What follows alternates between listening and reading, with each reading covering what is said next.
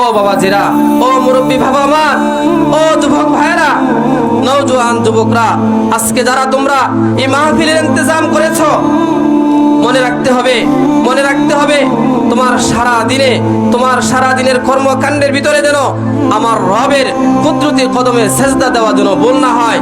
রবের কুদরতি কদমে যেন তুমি সেজদা দিতে পারো, সেই উদ্দেশ্যে তুমি থাকতে হবে।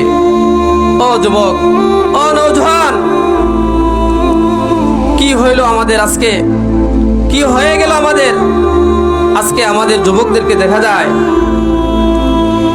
সারাদিন বিভিন্ন অযথা এবং ফাহেসা কাজের মধ্যে ব্যস্ত। সারাদিন দেখা যায় ফোন নিয়ে ব্যস্ত, মোবাইল ছায়া ছায়া তার জিন্দেগি কাটে, ফোন ছায়া ছায়া তার সময় কাটে। কেমন জানে মনে হয় দেখলে তারে আল্লাহ শুধু বানাইছে তারে ফোন টিপার জন্য।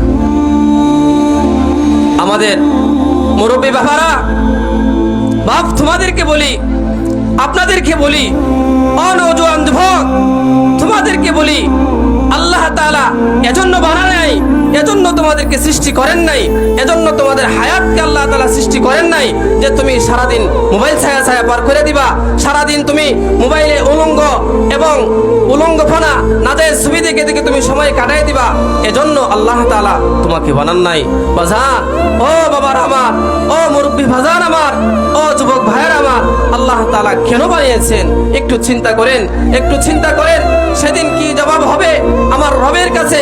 যেদিন রব ডেকে বলবে, ও বান্দা, পারলা না একটা সেজদা করতা, বান্দা দাও না একটা সেজদা দাও, একটা সেজদা করতে পারলা না, একটা সেজদাই তো করতে বলছি।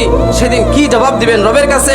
যখন রব একটা সেজদা করার কথা বলবে আর আপনি আপনার দুনিয়ার নাফরমানির কারণে রবকে একটা সেজদা করে দেখাইতে পারবেন না, সেদিন রবের কাছে কি জবাব দিবেন? একটু চিন্তা করেন, একটু চিন্তা করেন বাপ, একটু চিন্তা করেন। ও কিশোর নওজোয়ান, একটু চিন্তা করো, কি জবাব দিবা? কি ভাবছো তুমি? কি ভাবছো? যুবক হইলে মরতে হয় না? যুবকদের মরণ আসে না? মরবা 70 বছর 80 বছর হওয়ার পরে, দাড়ি পাকা ধরার পরে তুমি মরবা? না না, এই চিন্তা তোমার ভুল, এই চিন্তা তোমার ভুল। আজকের জিন্দা ঘটনা, কিছুক্ষণ আগে এক লোক গাড়ি অ্যাক্সিডেন্ট করে মারা গেছে। তাহলে বাবা, কারো হায়াতের কোনো গ্যারান্টি নাই, কে কখন মরে যাবে এর কোনো নিশ্চয়তা আমাদের কারো কাছে নাই। এজন্য দুনিয়া সব মোহ ত্যাগ করে রবের দিকে ফিরে আসতে হবে, রবের দিকে ফিরে আসতে হবে, রবের দিকে ফিরে আসতে হবে। রব তো প্রতিদিন তোমাকে ডাকছে, রব তো তোমাকে প্রতিদিন ডাকছে, বান্দা আসো, আমার দিকে আসো, বান্দা আয় না, আমি তোর জন্য অপেক্ষা করছি।